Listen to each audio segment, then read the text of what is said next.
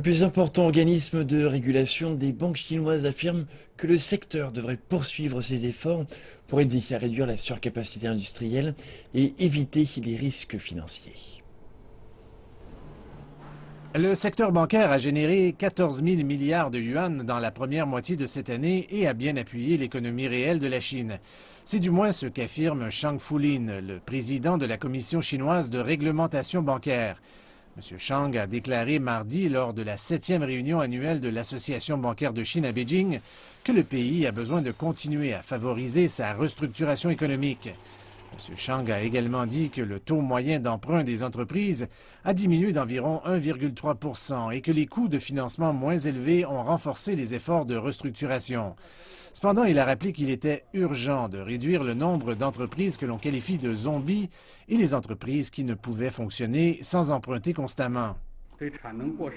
Nous allons répertorier les entreprises non opérationnelles et celles qui sont en surcapacité. Nous allons également renforcer le test de stress sur les prêts hypothécaires pour éviter les risques sur les prêts non performants. M. Chang a dit que les entreprises incapables de rembourser leurs prêts mettent en péril les liquidités des banques. Il a également expliqué que de plus en plus d'entreprises accumulent des dettes ces temps-ci.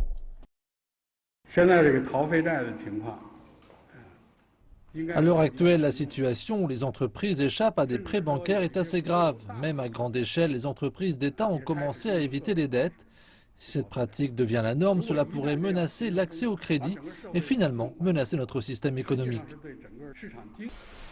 Le ralentissement de l'économie chinoise a contribué à réduire les bénéfices des entreprises et a fait chuter les performances du secteur bancaire.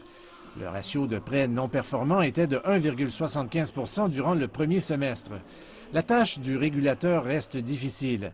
Conserver le ratio de créances douteuses lors de l'identification de nouveaux moteurs économiques.